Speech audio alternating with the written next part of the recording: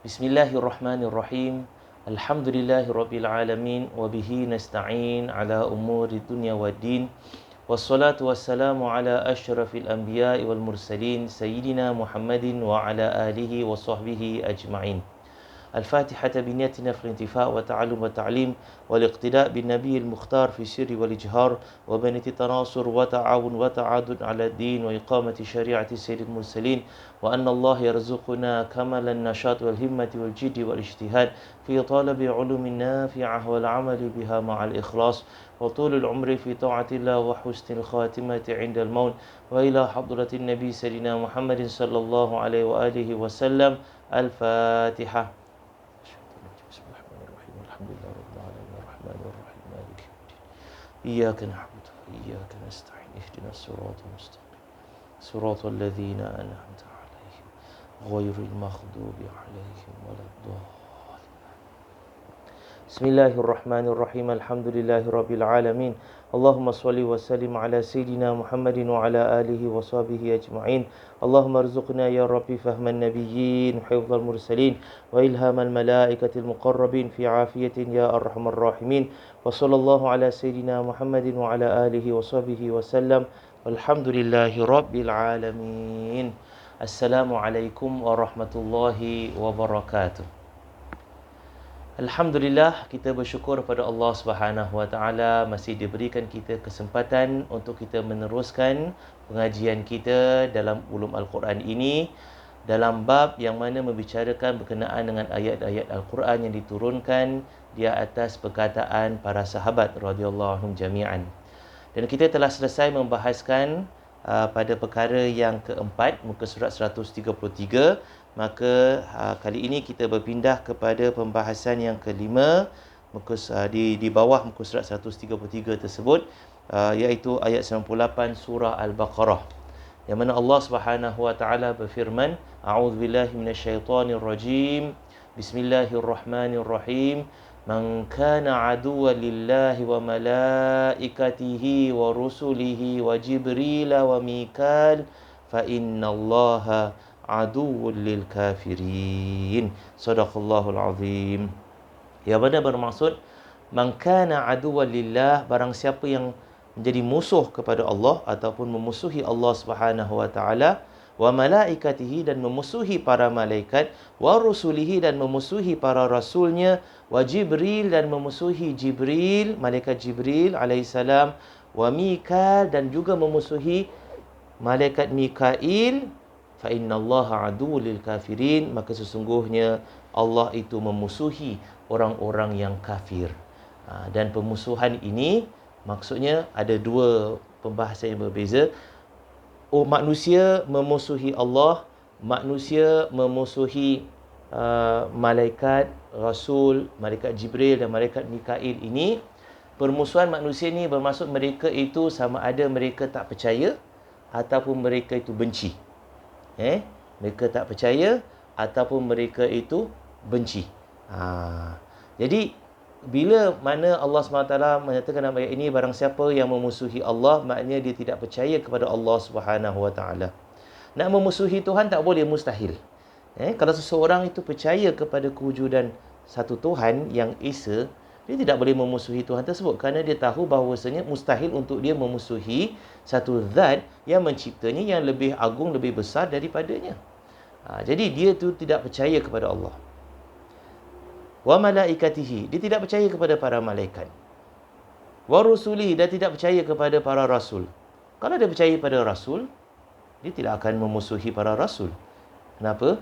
Sebab apa? Kalau dia percaya rasul itu benar daripada Allah Subhanahu Wa Taala, sudah pasti dia akan lebih cinta dan sayang kepada rasul tersebut, bukan memusuhinya. Jadi dia tak percaya pada rasulnya. Wa Jibril, di sini dia tidak percaya pada malaikat Jibril, ataupun dia percaya tapi dia memusuhi malaikat Jibril. Dan di sini kita lihat, kalau pertama Allah SWT sebut wa malaikatihi, secara umumnya Allah SWT sebut siapa yang memusuhi para malaikat. Dan malaikat Jibril, malaikat Mikail itu termasuklah di kalangan golongan para malaikat. Jadi kenapa Allah Subhanahu Wa Taala asingkan? Kerana pertama, kemungkinannya mereka tidak percaya kepada malaikat, Mereka musuh malaikat, mereka tidak percaya malaikat, ataupun mereka percaya malaikat, atau mereka percaya malaikat, wujudan malaikat, tapi mereka memusuhi sebahagian malaikat dan tidak memusuhi sebahagian malaikat. Maknanya mereka itu benci sebahagian malaikat dan mereka itu tak benci sebahagian malaikat. Yang ini dimasukkan. Yang ini dimasukkan. Maknanya bila Allah SWT sebut Jibril, orang yang percaya malaikat tapi tidak suka atau benci kepada malaikat Jibril, atau siapa juga sebab. Nanti kita akan lihat ceritanya. Wa Mikal, dan juga malaikat Mikail. Siapa yang percaya kewujudan para malaikat dan kewujudan malaikat Jibril dan juga malaikat Mikail, tetapi mereka memusuhi malaikat Jibril atau memusuhi malaikat Mikail, fa innallaha aduwwul lil kafirin, maka sesungguhnya Allah itu memusuhi orang-orang kafir. Dan pemusuhan daripada Allah sini maksudnya apa? Allah Subhanahu wa taala melaknat. Allah Subhanahu wa taala melaknat orang-orang kafir tersebut. Allah SWT benci orang-orang kafir itu. Kerana itu orang-orang kafir ini tidak beriman pada Allah Subhanahu wa taala. Mereka itu akan kekal dalam neraka selama-lamanya, tidak akan dikeluarkan daripada neraka dan diazab selama-lamanya dalam neraka tersebut. Nah, ayat ini lafaznya sebenarnya keluar daripada mulut Sayyidina Umar radhiyallahu anhu. Sayyidina Umar radhiyallahu anhu yang mengucapkan kalimat ini, yang kemudian Allah turunkan dalam bentuk ayat Quran. Maka kita lihat di sini diriwayatkan daripada Abdul Rahman bin Abi Layla bahawa seorang Yahudi berjumpa dengan Sayyidina Umar bin Khattab radhiyallahu anhu dan berkata, sesungguhnya Jibril yang disebut-sebut oleh teman engkau itu, iaitu Rasulullah sallallahu alaihi wasallam, adalah musuh kami. Jadi orang Yahudi dalam hadis ini, kita tahu orang Yahudi pada zaman tersebut, mereka menganggap malaikat Jibril ini musuh mereka. Mereka benci malaikat Jibril. Kenapa? Tidak nyata sebab kenapa mereka benci malaikat Jibril, tapi mereka kata malaikat Jibril itu kita tak suka. Mereka lebih suka kepada malaikat Israfil. Jadi itu yang perbezaannya. Mereka membahagi-bahagikan malaikat antara yang mereka suka dan mereka tak suka. Ini sifat orang Yahudi zaman dahulu. Zaman Rasulullah SAW secara khususnya. Kita orang Islam, kita tidak membeza-bezakan antara malaikat. Semua malaikat hamba Allah Subhanahu wa taala yang taat kepadanya, maka semua malaikat kita cintai dan kita sayangi. Kita tak membezakan antara malaikat seperti orang Yahudi. Jadi kerana itu, apabila orang Yahudi ini berjumpa dengan malaikat Jibril dan mengatakan kepada orang Yahudi berjumpa kepada Sayyidina Umar bin Khattab radhiyallahu anhu dan berkata pada Sayyidina Umar, sesungguhnya malaikat Jibril yang mana disebut oleh Rasulullah SAW tersebut itu adalah musuh mereka. Sayyidina Umar sebagai orang Islam tidak membezakan antara para malaikat. Sudah tentu para Sayyidina Umar tidak boleh terima perkataan orang Yahudi ini. Maka Sayyidina Umar terus mengeluarkan daripada mulutnya, Allah SWT ilhamkan kepada Sayyidina Umar untuk ucapkan. Maka Sayyidina Umar pun ucapkan ayat yang ini. Belum jadi lagi ayat Quran, tapi perkataan Sayyidina Umar, man kana aduwwan lillah, barang siapa yang musuh pada Allah, wa malaikatihi, dan malaikatnya, wa rusulihi, dan rasul-rasulnya, wa Jibril, dan malaikat Jibril, wa Mikal, dan malaikat Mikail, sesungguhnya Allah Subhanahu wa taala, fa innallaha aduwwul lil kafirin, sesungguhnya Allah itu memusuhi orang-orang kafir. Perkataan Sayyidina Umar ini Allah SWT ambil dan Allah SWT turunkan dalam bentuk ayat Al-Quran agar ia kekal dibaca oleh semua umat manusia, semua umat Islam sehinggalah kepada hari kiamat. Jadi kita lihat di sini apakah latar belakang cerita tersebut. Ulama berbeza pendapat, namun sebahagian atau ramai para ulama bersetuju bahawasanya sekumpulan daripada orang-orang Yahudi ini pada zaman Rasulullah SAW bertemu dengan Nabi SAW dan bertanya kepada Nabi SAW. Mereka minta Nabi terangkan kepada mereka 4 perkara yang mana kalau Rasulullah SAW dapat menjawabnya dengan betul, mereka akan percaya. Mereka kata, kami akan tanyakan kepada engkau 4 perkara yang tidak diketahui oleh mana-mana manusia kecuali seorang Nabi. Jadi Rasulullah SAW pun beritahu kepada orang-orang Yahudi ini, tanya kepada orang Yahudi, kalau aku beritahu kamu, berikan jawapan terhadap soalan-soalan kamu tersebut dan soalan dan jawapan-jawapan itu benar, adakah kamu nak ikut aku sebagai seorang Muslim? Maka orang Yahudi cakap, kumpulan Yahudi cakap, ya, kita akan ikut kalau kamu dapat jawab soalan kami dengan betul. Jadi mereka tanya 4 perkara. Pertama, mereka bertanya kepada Rasulullah SAW berkenaan dengan apakah makanan yang orang Yahudi mengharamkan diri mereka, makanan dan minuman yang orang Yahudi mengharamkan atas diri mereka sebelum diturunkan kitab Taurah pada Nabi Musa AS. Apa dia? Ini satu benda yang hanya orang Yahudi tahu. Jadi kedua, ditanya pula soalan yang kedua, iaitu apabila bertemunya air mani lelaki dan air mani perempuan, bilakah janin yang terbentuk itu akan ikut, atau bagaimana janin yang terbentuk nanti, anak tu yang akan jadi itu ikut sifat mana? Sifat ibu atau sifat bapa? Bagaimana? Dan ketiga, apabila bertemu air mani lelaki dan air mani perempuan, makanya bagaimana ditentukan anak itu lelaki atau perempuan?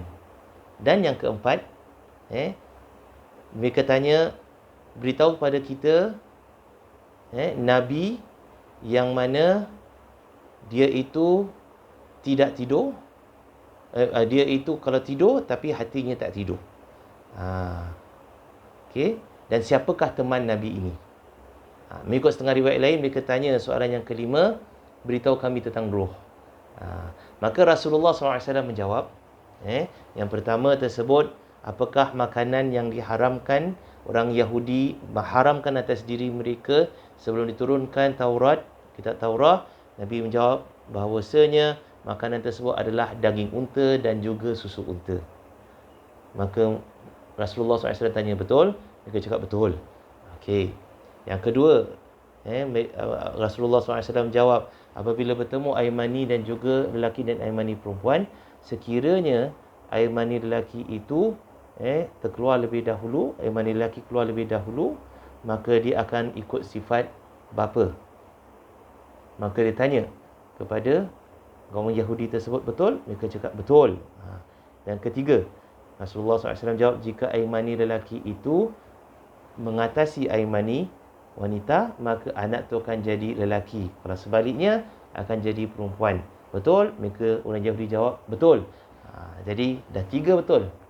Yang keempat, Rasulullah SAW menjawab, Nabi yang mana tidur matanya dan tidak tidur hatinya adalah dia sendiri, baginda sendiri, sallallahu alaihi wasallam. Itulah Nabi akhir zaman. Maka Rasulullah tanya kepada orang Yahudi, betul tak? Betul, kata mereka.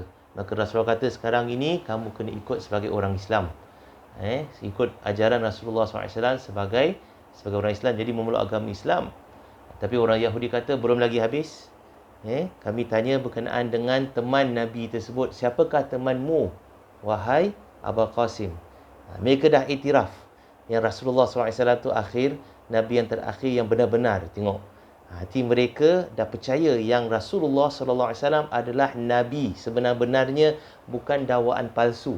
Jadi mereka tanya, siapakah temanmu, wahai Muhammad SAW? Maka Rasulullah SAW jawab, temanku adalah Jibril alaihissalam, malaikat Jibril yang mana Allah turunkan kepada semua Nabi. Tidak ada satu Nabi pun yang diutuskan malaikat Jibril akan menjadi temannya. Ketika tersebut, orang Yahudi kata, kalau engkau berkata temanmu Mikail, kami akan ikut. Tapi sekarang kamu cakap temanmu adalah Jibril, kami benci Jibril, kami musuh Jibril, jadi kami tak nak ikut kamu. Begitu orang Yahudi pada zaman tersebut. Maka Allah Subhanahu Wa Taala murka atas mereka. Mereka dah tahu kebenaran Rasulullah SAW, tapi kerana mereka benci malaikat Jibril, mereka tak nak ikut Nabi SAW. Jadi bila orang Yahudi keluar jumpa dengan Sayyidina Umar, Maka orang-orang Yahudi berkata pada Sayyidina Umar, teman yang disebut oleh kawan kau tadi itu, iaitu Rasulullah SAW tersebut, iaitu Jibril, kami memusuhinya. Kami memusuhi malaikat Jibril ini. Maka Sayyidina Umar radhiyallahu anhu marah. Maka terkeluar daripada mulutnya Allah ilhamkan ayat tersebut, ayat yang ke-98 surah Al-Baqarah, man kana aduwwan lillahi wa malaikatihi wa rusulihi wa Jibril wa Mikal fa innallaha aduwwul lil kafirin. Subhanallah. Jadi ayat ini yang mana Allah SWT dah tetapkan awal-awal sebelum azali lagi yang bahawasanya Sayyidina Umar akan ucapkan ayat tersebut.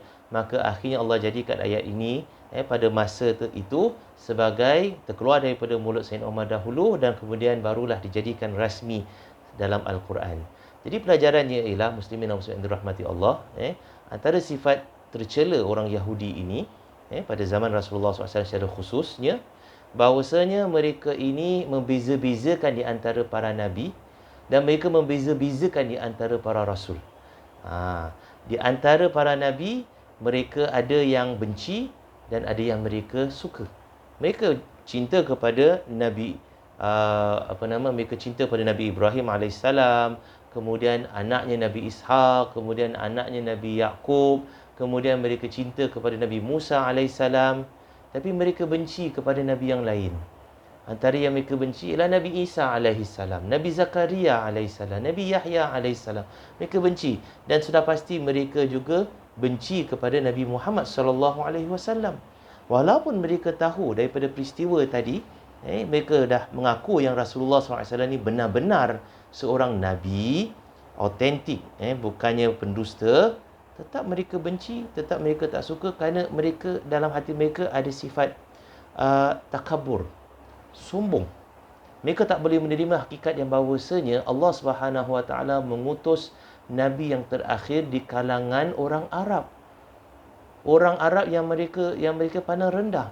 Orang Yahudi daripada dahulu sampai sekarang mereka pandang rendah dengan orang Arab. Padahal mereka orang Arab ni tak tamadun. Orang Arab ni tak pandai macam orang Yahudi. Lihat saja pada zaman Rasulullah SAW bagaimana orang Yahudi ketika itu mereka memperalatkan orang Arab yang berpuak ini, satu Bani Aus dan satu Bani Khazraj. Mereka melagakan agar mereka berdua ni, orang Arab ni berperang. Walaupun bersaudara, tinggal sama dekat Madinah, tapi berperang mereka sampai hampir 100 tahun. Dan siapa yang supply weapons? Orang Yahudi. Dia yang jual weapons. Dia jual weapons pada Bani Aus, dia jual weapon pada Bani Khazraj. Dia jual weapon pada Bani Aus. Dia kata ini weapon canggih, kau boleh kalahkan Bani Khazraj. Kemudian dia approach pada Bani Khazraj, dia cakap, Bani Aus dah beli weapon ini, why don't you buy the same weapon? Buy, bukan kasih, buy. Jadi mereka beli. Jadi lama-lama ni beli, lama-lama duit mereka tersebut habis. Dan mereka tak boleh benang sebab pada dua ada weapons yang sama. Bila duit tu dah habis, maka mereka tak ada benda lagi, tak ada duit nak beli weapons yang baru. Ketika tu Yahudi cakap, senang saja. Kamu letakkan tanah kamu sebagai cagaran. Kalau kamu tak boleh bayar, tanah tu kami ambil.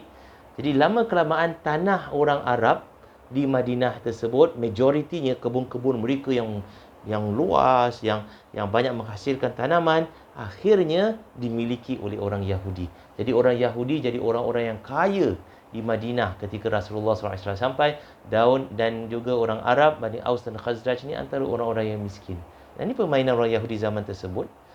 Dan mungkin juga permainan seperti ini diteruskan sehingga sekarang dan akan datang. Jadi kerana itu kita perlu berwaspada terhadap taktik-taktik musuh-musuh yang hendak pecah belahkan umat Islam, nak melaga-lagakan umat Islam. Kita lihat siapa yang untung sebenarnya. Kalau umat Islam bergaduh, berpecah, siapa yang untung? Yang pihak yang untung itulah sebenarnya yang inginkan umat Islam itu berperang dan bergaduh. Maka janganlah kita beri kegembiraan kepada musuh kita. Jadi kita lihat orang Yahudi itu sedemikian. Mereka tak boleh terima hakikat bahawasanya Nabi akhir zaman itu adalah daripada kalangan orang Arab yang mereka pandang rendah. Mereka kata tak ada tamadun, tak pandai. Kita senang nak bodoh-bodohkan. Kita lebih pandai, kita jauh lebih advance, civilized daripada orang-orang Arab ini. Jadi bila Nabi akhir zaman itu diturunkan di kalangan orang Arab, maka mereka tidak boleh menerima hakikat tersebut. Walaupun mereka tahu bahawasanya Nabi itu, Rasulullah SAW, Nabi Muhammad SAW adalah benar-benar seorang Nabi. Jadi mereka membezakan antara para Nabi. Dan kerana itu mereka juga membezakan antara malaikat. Cuma tak jelas sini kenapa mereka memusuhi malaikat Jibril alaihissalam. Mungkin ada sebab-sebab yang dalam sejarah mereka sehingga mereka tak mau terima malaikat Jibril sebagai malaikat yang baik, malaikat yang membawa wahyu. Jadi itu dikatakan latar belakang peristiwa yang menyebabkan penurunan ayat yang ke-98 surah Al-Baqarah. Sekarang kita berpindah kepada pembahasan yang ke-6, iaitu ayat 16 surah An-Nur. Ayat yang mana pada penghujungnya berbunyi, A'udzubillahi minasyaitonirrajim. Bismillahirrahmanirrahim. Subhanaka hadza buhtanun azim. Maha suci engkau, ini adalah dusta yang besar. Ayat ni panjang sebenarnya, ayat 16 ni, muslimin dan muslimat yang rahmati Allah. Dia berkisah tentang cerita fitnah yang tertimpa kepada Sayyidatina Aisyah radhiyallahu anha, yang insya-Allah saya akan kupas sebentar lagi. Cumanya Allah Subhanahu wa taala ambil perkataan seorang sahabat dan diletakkan pada penghujung ayat yang ke-16 surah An-Nur ini. Dan kita lihat di sini hadis yang diriwayatkan daripada Sa'id bin Jubair, bahwasanya ketika tersebar fitnah yang menuduh Aisyah radhiyallahu anha berzina, Sa'ad bin Mu'adz radhiyallahu anhu berkata, Subhanaka hadza buhtanun azim. Maha suci engkau ya Allah, ini adalah dusta yang besar. Dan diriwayatkan daripada Sa'id bin Musayyib bahawa apabila tersebar fitnah terhadap Aisyah radhiyallahu anha, Zaid bin Harithah dan Abu Ayyub al-Ansari juga berkata, Subhanaka hadza buhtanun azim. Maha suci engkau, ini adalah dusta yang besar. Selepas itu diturunkan ayat tersebut. Nah, ini berkenaan dengan peristiwa fitnah yang menimpa Aisyah radhiyallahu anha. Dia itu peristiwa ini terkandung dalam surah An-Nur, iaitu daripada ayat yang ke-14 sehinggalah ayat yang ke-11 sehinggalah ayat yang ke-20, ayat yang ke-20. Dia bermula peristiwa ini apabila dan peristiwa ini diceritakan oleh Aisyah radhiyallahu anha sendiri dalam hadis yang diriwayatkan oleh Imam Muslim. Aisyah radhiyallahu anha sendiri menceritakan keadaannya, bahawasanya pada ketika beliau pulang dengan Rasulullah SAW daripada sebuah peperangan menuju balik ke Madinah, kemudian sampai satu tempat, makanya semua orang berehat, stop over lah. Kemudian Sayyidatina Aisyah radhiyallahu anha pergi buang air. Dia turun daripada untanya, kemudian pergi buang air. Dan unta yang dibawa oleh Aisyah radhiyallahu anha ini unta yang mana khusus untuk kaum wanita. Orang Arab ketika tersebut mereka membezakan antara unta yang membawa lelaki dan perempuan. Kalau unta yang membawa lelaki, maka dia terbuka gitu saja, lelaki itu duduk atas unta dan berjalan. Kalau unta yang membawa wanita, mereka akan letakkan semacam orang Arab kata haudaj, iaitu semacam punduk kecil macam gitu, khas untuk satu orang duduk. Jadi tertutup, wanita tu bila naik atas unta, dia masuk dalam haudaj dia masuk dalam had, small had ini, kemudian diletakkan, diturunkan langsir kat depan, maka orang tak tahu, tak nampak wanita tersebut. Ini untuk menjaga maruah wanita itu. Mereka menghormati wanita. Jadi tak terdedah dengan matahari, tak terdedah dengan pasir, tak dilihat oleh orang lelaki. Mereka dalam penuh, maknanya tertutup, terjaga. Jadi bila mereka naik atas unta mereka, mereka terus masuk dalam had yang kecil ni di belakang unta tersebut dan mereka duduk. Dan Aisyah radhiyallahu anha seorang yang bukanlah badannya besar, badannya adalah halus, kecil. Jadi apabila Aisyah radhiyallahu anha turun daripada untanya, orang tak tahu sama ada Aisyah radhiyallahu anha ada dalam unta atau tidak, dan unta tu pun bergerak macam biasa. Sebab ringan, Aisyah radhiyallahu anha tu ringan. Dia bila Aisyah radhiyallahu anha pergi buang air. Kemudian apabila dia nak balik kepada untanya dekat situ, dia pegang dadanya, kata Aisyah, aku pegang dadaku dan aku baru rasa perasan yang aku punya loket, aku punya rantai tak ada kat situ, maknanya terjatuh. Jadi Aisyah kata aku terus pergi tempat yang aku buang air tersebut untuk cari aku punya rantai tersebut, aku punya loket. Jadi bila Aisyah radhiyallahu anha pergi ke tempat tersebut dan jumpa rantai itu kembali dan ingin kembali kepada untanya, dilihat bahawasanya untanya dah tinggalkannya. Dan seluruh orang muslimin semua dah tinggalkan kawasan tersebut. Jadi Aisyah radhiyallahu anha kesorangan tertinggal kat situ, kata Aisyah. Aku tertinggal kat situ. Jadi Aisyah radhiyallahu anha kan tidak kejar, tidak lari kejar unta tersebut. Sebab apa? Tak ada guna dia lari. Kerana apa? Kerana bila nak lari tersebut tengah-tengah padang pasir itu menyusahkan, maka Aisyah radhiyallahu anha hanya tunggu kat situ. Tunggu tempat mana orang-orang Arab ataupun kaum muslimin berhenti sebentar. Kerana mereka berhenti bukan tengah padang pasir, mereka berhenti di bawah pohon-pohon kurma, oasis, wadi. Jadi mereka berhenti kat situ. Jadi Aisyah kata, aku duduk kat situ dan aku yakin mereka akan patah balik kepada aku apabila mereka perasan yang aku tidak ada dalam haudaj tersebut. Aku tidak ada berada dalam unta tersebut. Jadi Aisyah tunggu, cara maknanya sabar, tunggu kat situ. Jadi kemudian Aisyah kata, aku tunggu sehingga aku tertidur. Dan tidak aku sangka, kata Aisyah radhiyallahu anha, bahawasanya ada seorang sahabat juga tertidur dan tertinggal. Tertinggal kumpulan sahabat yang ataupun Rasulullah SAW yang dah bergerak ke Madinah tersebut. Dan sahabat ini bernama Safwan bin Mu'attal. Safwan bin Al-Mu'attal. Safwan radhiyallahu anhu merupakan seorang sahabat yang sangat baik. Dan ditentukan dia tertidur. Tapi Safwan ini, kerana seperti lelaki yang lain semua, dia ada unta dia sendiri. Maka dia, bila dia tengok semua dah bergerak, maka dia pun okeylah naik atas untanya nak kejar. Kejar rombongan umat Islam tersebut, rombongan para sahabat dan Rasulullah SAW. Tapi bila nak bergerak, dia nampak ada wanita kat situ. Maka bila datang dekat, dia terlihat atau dia perasan itu sebenarnya adalah Aisyah radhiyallahu anha, isteri Rasulullah SAW. Maka dia terperanjat. Bila dia terperanjat, dia mengucapkan kalimat tarji', kata Sayyidatina Aisyah radhiyallahu anha. Apakah kalimat tarji'? Kalimat tarji' ini ialah inna lillahi wa inna ilaihi raji'un. Jadi Safwan terus inna lillahi wa inna ilaihi raji'un, terperanjat. Jadi bila Aisyah dengar suara lelaki, Safwan yang mengucapkan demikian, Aisyah radhiyallahu anha dengan cepat tutup mukanya dengan kain. Sebab apa? Sebab jaga auratnya. Isteri-isteri Rasulullah SAW semuanya menutup kepalanya atau mukanya dengan kain agar tidak dapat dilihat oleh orang lelaki. Jadi Aisyah terus ambil tudungnya, terus tutup mukanya agar tak dapat dilihat oleh Safwan. Maka Safwan radhiyallahu anhu tak cakap lain, tak cakap banyak, dia cuma cakap inna lillahi wa raji'un.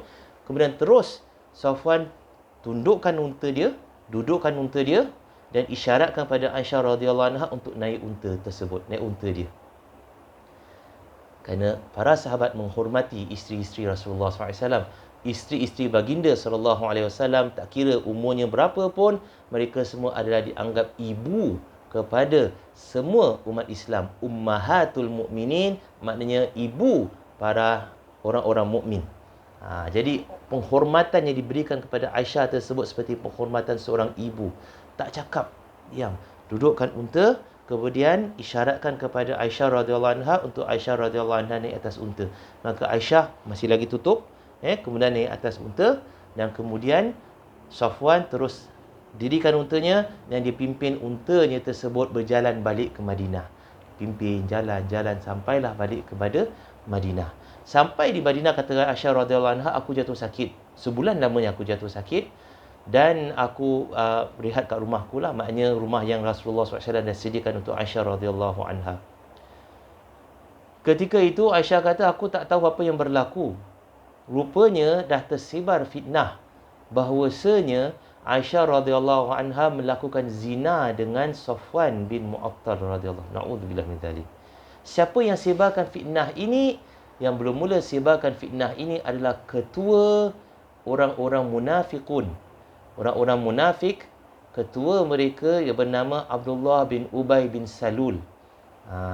Dan ini memang Abdullah bin Ubay bin Salul memang dah di-condemn oleh Allah Subhanahu Wa Taala sebagai orang yang kekal dalam neraka. Dalam Al-Quran, Allah SWT melarang Rasulullah SAW untuk solat di atas jenazah Abdullah bin Ubay bin Salul kerana dia itu mati dalam keadaan kafir. Jadi Abdullah bin Ubay bin Salul ini, lihat ini peluang untuk nak menyakiti hati Nabi dan menyakiti hati atau menyakiti keluarga Rasulullah SAW, maka disebarkan fitnah. Dia tak ada bukti, maka dia katakan Aisyah radhiyallahu anha berzina dengan Safwan, kerana itu mereka berdua berjalan balik berdua-duaan, Aisyah tidak balik sama-sama dengan Rasulullah SAW, tapi balik dengan Safwan. Jadi fitnah mula tersebar, sebahagian para sahabat mempercayai fitnah tersebut, sebahagian para sahabat menolak fitnah itu. Jadi sebahagian sahabat yang menolak fitnah ini, bila mereka dengar fitnah itu tersebar, mereka tak boleh percaya. Bagaimana boleh isteri Rasulullah SAW berzina dengan seorang lelaki yang kita kenal sebagai seorang yang baik, Safwan bin Mu'attal. Jadi mereka kata, subhanaka hadza buhtanun azim, maha suci Allah, ini satu pendustaan yang sangat besar, fitnah yang sangat besar. Jadi kata-kata sahabat ini antaranya adalah apa? Zaid bin Haritha, antaranya siapa adalah para sahabat yang tadi saya sebut tiga itu. Mereka kata sedemikian, maka Allah turunkan perkataan itu di akhir surah, di akhir ayat yang ke-16. Tapi belum lagi diturunkan ayat-ayat tersebut lagi, belum lagi. Jadi kecoh keadaan umat Islam berkaitan dengan peristiwa fitnah ini. Ada yang percaya, ada yang tak percaya. Maka kata Aisyah radhiyallahu anha, selama sebulan aku sakit tersebut, aku perasan yang Rasulullah SAW tak layan dengan aku seperti biasa. Kerana Aisyah radhiyallahu anha seorang yang manja, dan Rasulullah SAW Rasulullah SAW layan Aisyah radhiyallahu anha dengan penuh kemanjaan, dengan penuh kemesraan. Kerana umur Aisyah radhiyallahu anha masih lagi muda, belasan tahun ketika tersebut. Belum lagi 19 tahun, belum lagi 18 tahun, masih muda lagi. Jadi Aisyah perasan yang Rasulullah dah berubah sikap. Maka Aisyah radhiyallahu anha minta izin kepada Rasulullah SAW untuk pulang ke rumah ibu bapanya, iaitu Sayyidina Abu Bakar As-Siddiq radhiyallahu anhu. Dan Rasulullah SAW izinkan, maka Aisyah radhiyallahu anha pun pulang ke rumah ibu bapanya, iaitu Sayyidina Abu Bakar As-Siddiq dan juga isterinya. Dan Sayyidatina Aisyah radhiyallahu anha bila sampai saja rumah ibunya, rumah ibu bapanya, maka dia terus jumpa kepada ibunya dan dia tanya pada ibunya, wahai ibu, apa yang berlaku? Adakah tersebar berita yang tak baik tentangku?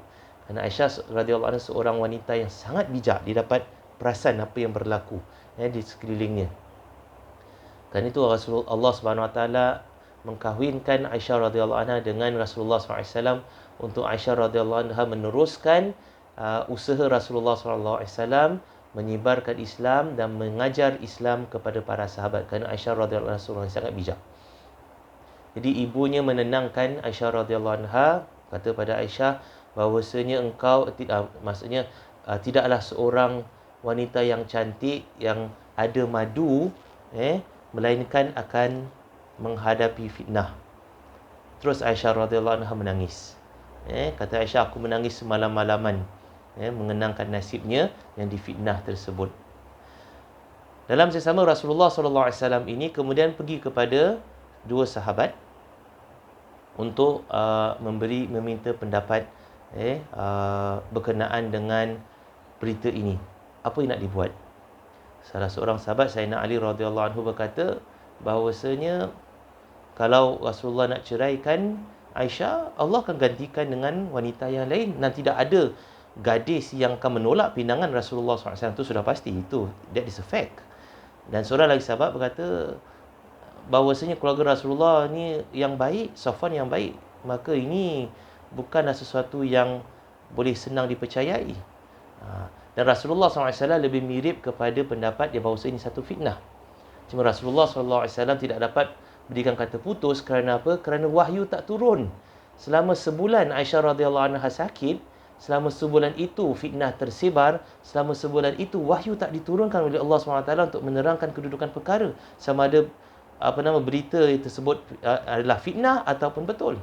Maka Rasulullah SAW dalam keadaan maknanya tak menolak 100% dan tak terima 100%, tapi hati Rasulullah SAW berat kepada menolak fitnah ini. Maka Rasulullah SAW naik di atas mimbar, panggil orang Islam dan kemudian bertanya kepada para sahabat, siapa yang boleh membantuku untuk mempertahankan keluargaku daripada fitnah yang disebarkan oleh seorang lelaki.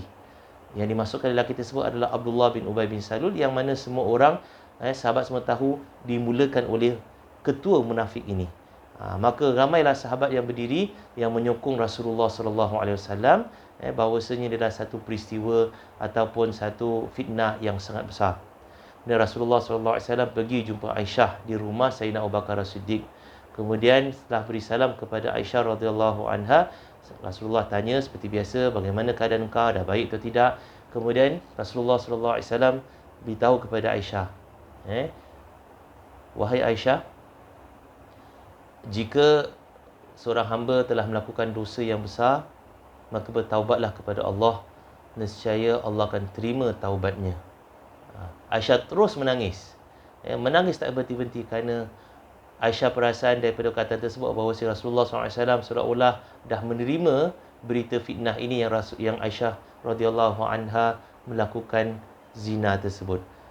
Maka Aisyah radhiyallahu anha terus tak terjawab, minta kepada ibu bapanya untuk menjawab bagi pihaknya. Sayyidina Abu Bakar As-Siddiq radhiyallahu anhu dan juga isterinya berkata pada Aisyah, kami tak tahu bagaimana nak jawab kepada Rasulullah SAW. Kemudian Aisyah kerana muda, bijak, dan darah muda tersebut, maka Aisyah terus berkata pada Rasulullah SAW bahawasanya dia tidak ada sesiapa yang dapat maknanya membersihkan namanya melainkan Allah Subhanahu Wa Taala sahaja yang dapat bersihkan namanya. Jadi Aisyah radhiyallahu anha pulangkan urusan ini kepada Allah Subhanahu Wa Taala. Kemudian Rasulullah SAW pun minta izin beredar. Belum lagi Rasulullah SAW jauh tinggalkan rumah Sayyidina Abu Bakar Siddiq ataupun masih lagi maknanya nak keluar, maka turunlah wahyu daripada Allah Subhanahu Wa Taala dalam surah An-Nur tersebut, iaitu ayat yang ke-11 hingga ayat yang ke-20. Sebanyak 10 ayat diturunkan, yang mana Allah Subhanahu Wa Taala membersihkan nama Aisyah radhiyallahu anha daripada tuduhan fitnah ini. Maka Aisyah radhiyallahu anha melihat Rasulullah SAW dalam keadaan berpeluh, dan Aisyah tahu bahawasanya wahyu sedang turun. Dan biasanya, kata Aisyah radhiyallahu anha, lepas wahyu itu turun, Rasulullah akan merah muka, rasa macam stres, kan? Sebab wahyu berat turun pada Rasulullah SAW. Tapi kali ini, Aisyah kata, aku melihat wajah Rasulullah SAW bergembira, senyum. Kenapa? Kerana Allah dah membebaskan tuduhan daripada Aisyah radhiyallahu anha. Maka Rasulullah SAW balik kepada Aisyah dan berkata kepada Aisyah, wahai Aisyah, bergembiralah, Allah telah membebaskan, telah membersihkan namamu. Maka Sayyidina Abu Bakar As-Siddiq dan juga isterinya suruh Aisyah radhiyallahu anha untuk minta maaf kepada Rasulullah SAW. Aisyah kata, atau Aisyah menjawab, aku tak boleh minta maaf kepada Nabi sebab aku tak buat salah apa-apa. Aku hanya mengucapkan syukur pada Allah Subhanahu Wa Taala. Lihat, dia tak ikut cakap ibu bapanya, dan depan Nabi pun dia tak minta maaf kepada Nabi, sedangkan Rasulullah SAW itu adalah suaminya. Kalau orang biasa dah kira ini macam kasar nampak. Tetapi Rasulullah SAW lihat bagaimana akhlak kepribadian Rasulullah yang tinggi. Rasulullah tak marah. Rasulullah terima keadaan Aisyah radhiyallahu anha kerana Rasulullah faham jiwa Aisyah radhiyallahu anha keadaannya masih muda, yang bergelora, yang belum lagi betul-betul matang. Jadi Rasulullah terima, tapi Rasulullah bersyukur kerana apa? Kerana dah dibersihkan nama isterinya daripada tuduhan tersebut. Maka ayat yang ini, ayat yang mana diturunkan, yang Allah turunkan di rumah Sayyidina Abu Bakar As-Siddiq radhiyallahu anhu, yang mana bermula ayat surah An-Nur, a'udzubillahi minasyaitonir rajim, bismillahirrahmanirrahim, innal ladzina ja'u bil ifki usbatum minkum la tahsabuhu syarran lakum bal huwa khairul lakum likulli imri'in minhum maktasaba minal ithm walladhi tawalla kibrahu minhum lahu adzabun azim. Yang mana bermaksud sesungguhnya mereka yang membawa fitnah ini sebahagian daripada kamu, iaitu orang-orang munafik. Jangan kamu sangka bahawasanya peristiwa fitnah ini satu keburukan untuk kamu, tapi sebenarnya ia adalah satu kebaikan untuk kamu. Peristiwa fitnah satu kebaikan. Kenapa? Ada hikmah dia. Kerana itu Allah biarkan fitnah ini tersebar selama sebulan. Allah nak test. Likulli imri'in minhum maktasaba minal ithim. Setiap daripada mereka yang sebarkan fitnah ini, mereka akan menanggung dosa. Dan barang siapa dan orang yang walladzi tawalla kibrahu minhum lahu adzabun alim, dan orang yang mana mengambil bahagian besar dalam menyiarkan atau mensebarkan fitnah ini, mereka yang participate, mereka yang paling banyak sebarkan fitnah ini, maka untuk mereka nanti adalah azab yang sangat besar. Laula idh sami'tumuhu dhannal mu'minuna wal mu'minatu bi anfusihim khaira. Dan sekiranya kamu mendengar peristiwa ini, sepatutnya kamu berbaik sangka dalam diri kamu. Sepatutnya kamu berbaik sangka. Kamu jangan terus menuduh bahawasanya peristiwa ini atau fitnah ini benar. Wa qalu hadza ifkum mubin. Dan alangkah baiknya kalau kamu dengar fitnah ini tersebar, kamu berkata bahawasanya ini adalah fitnah yang sangat nyata. Jadi Allah tegur para sahabat yang mudah percaya fitnah yang disebarkan oleh orang-orang munafik ini. Laula ja'u alaihi bi arba'ati syuhada. Alangkah baiknya kalau kamu dengar peristiwa ini, kamu berkata, kan bagus orang-orang yang menuduh Aisyah radhiyallahu anha berzina ini datangkan empat saksi lelaki. Fa idh lam ya'tu bisyuhada'i fa ulaika indallahi humul kadzibun. Dan kalaulah mereka itu alangkah baiknya kalau kamu berkata, wahai orang-orang mukmin, kalau mereka orang-orang munafik ini tak datangkan empat saksi tersebut, maka sesungguhnya mereka ini di sisi Allah Subhanahu Wa Taala adalah pendusta-pendusta. Jadi jangan terus percaya. Minta mana bukti? Jadi pelajaran ini, pelajaran bagi umat Islam, jangan senang percaya berita yang disebarkan. Kalau zaman sekarang disebarkan melalui internet, disebarkan melalui WhatsApp, Facebook, Instagram dan sebagainya, mudah tersebar gitu dan gini. Jangan mudah percaya. Kadang ini mungkin adalah fitnah. Jadi kita minta apakah buktinya?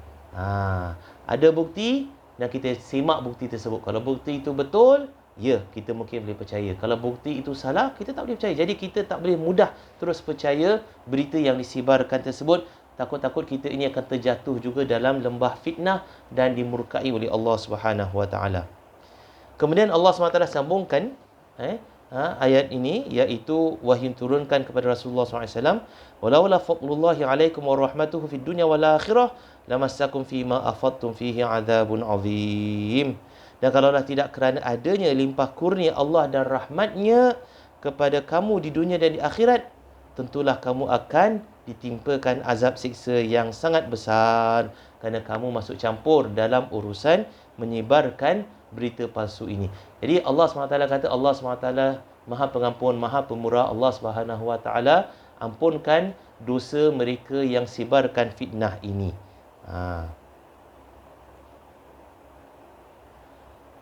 إِذْ تَلَقَّوْنَهُ بِأَلْسِنَتِكُمْ وَتَقُولُونَ بِأَفْوَاهِكُمْ مَا لَيْسَ لَكُمْ بِهِ عِلْمٌ وَتَحْسَبُونَهُ هَيِّنًا وَهُوَ عِنْدَ اللَّهِ عَظِيمٌ. Iaitu semasa kamu, wahai para sahabat, kamu bertanya atau menceritakan berita dusta ini dengan lidah kamu. Kamu sampaikan, kamu talk among each other. Sedangkan benda ini kamu tidak ada ilmu pengetahuan padanya. Kamu tidak ada ilmu yang yakin bahawasanya benda itu berlaku atau tidak. Jadi kenapa kamu masih lagi gosip, cerita sana sini, lelaki dan juga perempuan. Dan kamu sangka kamu gosip ini, it's just gosip, cerita-cerita, kau tahu tak gitu-gitu, kau tahu gini-gini. Kamu ingat perkara ini kecil di sisi Allah Subhanahu Wa Taala, atau kamu anggap perkara ini kecil kerana it's just gossiping, kamu anggap kecil, tapi di sisi Allah Subhanahu Wa Taala satu perkara yang sangat besar. Sebab apa? Kamu ini gosip benda yang fitnah, kamu sebarkan benda yang fitnah. Jadi pelajarannya ialah apa? Kita tahan lidah kita. Bila kita dengar, jangan mudah kita sampaikan. sebelum kita pastikan kebenaran tersebut. Kerana lidah ni mudah sangat nak ceritakan benda yang kita dengar. Dan kadang-kadang kita dengar ni, kata kebanyakan yang kita dengar ni tak betul pun. Bila kita sampaikan lagi tak betul, maka kita tanggung dosa. Kita ingat benda ni small matter. No, it's not small matter. It's big matter di sisi Allah Subhanahu Wa Taala. Jadi jaga-jaga. Rasulullah SAW bersabda dalam sebuah hadisnya, kafa bil mar'i kadhiban an yuhadditha bi kulli ma sami', atau kama qala. Cukuplah pendustaan bagi seseorang itu apabila dia menyampaikan semua yang didengar. Semua dia dengar disampaikan, itu dah cukup satu dusta. Jadi kita jangan terus mudah sampaikan apa kita dengar. Tahan dulu, siasat dulu. Jangan kita suka-suka nak cerita kerana sedap nak bercerita. Takut jatuh kepada benda yang besar di sisi Allah Subhanahu Wa Taala. Ini dosa yang besar. Walaula idh sami'tumuhu qultum ma yakunu lana an natakallama bihadza subhanaka hadza buhtanun azim. Dan alangkah baiknya kalau kamu dengar peristiwa ini, fitnah ini, kamu berkata, tidak layak, tidak wajar untuk kami menceritakan peristiwa yang tak baik ini. Maha suci Engkau ya Allah, hadza buhtanun azim, ini satu fitnah yang sangat besar. Jadi perkataan subhanaka hadza buhtanun azim, Allah SWT ambil daripada kataan para sahabat yang tidak percaya peristiwa ini. Allah masukkan pada ayat yang ke-16. Maknanya Allah SWT puji mereka. Mereka di kalangan orang-orang yang mana bila dengar peristiwa ini, mereka, oh stop, kami tak boleh percaya. Ini satu pendustaan yang sangat besar. Jadi Allah SWT nak didik orang Islam daripada peristiwa fitnah yang ditimpakan kepada Aisyah radhiyallahu anha. Jadi penghujung ayat 16 ini, Al-Quran ini diturunkan atas lafaz yang diucapkan oleh beberapa para sahabat apabila mendengar peristiwa fitnah ini. Mudah-mudahan Allah Subhanahu Wa Taala memberikan kita kekuatan untuk kita menahan lidah kita daripada suka menyampaikan apa yang kita dengar. Kerana takut-takut apa kita sampaikan adalah satu fitnah yang mana kita akan tanggung dosanya di akhirat nanti. Sekian saja, kita bersambung nanti insya-Allah pada kuliah yang akan datang. Wallahu a'lam bishawab. Al-Fatihah hadratin Nabi Sayyidina Muhammadin sallallahu alaihi wasallam ila arwahil muslimin wal muslimat wal mu'minin wal mu'minat. Illahumul Fatihah. Bismillahirrahmanirrahim. Alhamdulillahirabbil alamin arrahmanir rahim maliki yaumiddin. Iyyaka na'budu wa iyyaka nasta'in ihdinas siratal mustaqim siratal ladzina an'amta 'alaihim ghairil maghdubi 'alaihim waladdallin amin. Bismillahirrahmanirrahim. Alhamdulillahirabbil alamin. Allahumma shalli wa sallim ala sayidina Muhammadin wa ala alihi wa sahbihi ajma'in. Allahumma anfa'na warfa'na bil Qur'anil 'azim wa barik lana bil ayati wa dzikril hakim wa taqabbal minna innaka antas samiul 'alim. Allahumma iftah lana min khazaini rahmatika ya arhamar rahimin. Rabbana zidna ilman nafi'a wa sallallahu ala sayidina Muhammad wa ala alihi wa sahbihi wasallam. Walhamdulillahi rabbil alamin. Assalamualaikum warahmatullahi wabarakatuh.